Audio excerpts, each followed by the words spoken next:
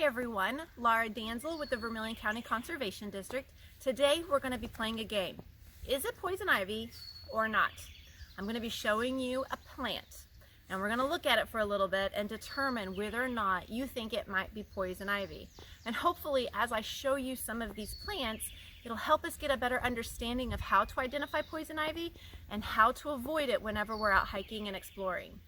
So to begin, let's first show you what poison ivy is. Poison ivy is one leaf that's divided into 3 leaflets. The bottom 2 leaflets are directly across from each other and the third one sticks up a little bit. Usually where those 3 leaves come together, it can have a little bit of a reddish appearance. The edges of the leaves can also have a toothed appearance as well. The other thing that we have to be careful with poison ivy is not only can it grow as a plant on the ground, but it can also grow as a vine going up a tree. So if you look at this, you can see how the vine is attached to the tree, 2 leaves across, 1 sticks up, toothed edge. So this here is also poison ivy as well. Do you see any poison ivy here? We have a couple of plants that have 3 leaves, but you'll notice at the bottom 2 leaves and the third leaf, there's no stem separating them. And we've also got a unique flower here called Jack in the Pulpit. So this is not poison ivy, but Jack in the Pulpit instead. What do we think with this one? Poison ivy or not? If you guessed poison ivy, you are correct. The reason why I wanted to show you this vine, poison ivy can grow so strong and woody that the vine can actually have branches that extend out from the tree, sometimes 1 foot to 2 feet away from the trunk of the tree. So this is a poison ivy vine. But if we look up, you can notice how there's branches that come off the vine and extend out from the trunk. How about this one? It's a vine that's growing attached to a tree. Poison ivy or not? This one is not poison ivy. If you've ever heard with poison ivy, leaves of 3 leave it be, that's true. Poison ivy has the 3 leaflets. If we count this one, it has 5. This is called Virginia creeper. Next to the Virginia creeper, however, we do have several poison ivy vines growing up the tree.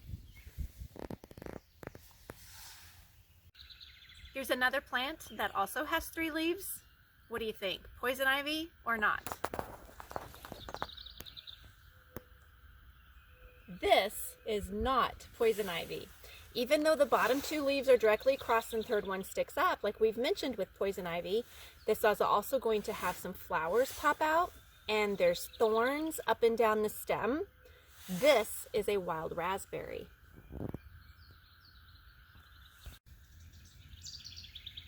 What about this one? Poison ivy or not? While it definitely has the characteristics of poison ivy with the leaf shape, even has a reddish color on its stems, this is not poison ivy. This is a young box elder tree.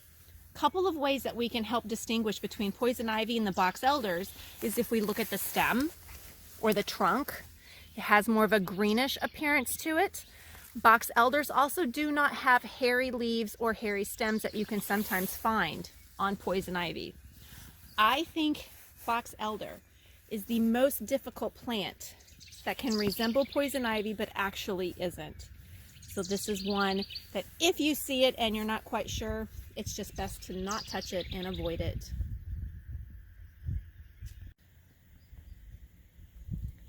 I hope we've learned some new ways to identify poison ivy. You can tell it apart from different plants that we have in the forest. Here we have poison ivy growing up as a vine on this tree. While poison ivy can cause a rash or an irritation on our skin, it's actually a very beneficial plant for the animals out here at the park. There's over 30 different birds that will eat the berries of the poison ivy and white-tailed deer will also eat them as well.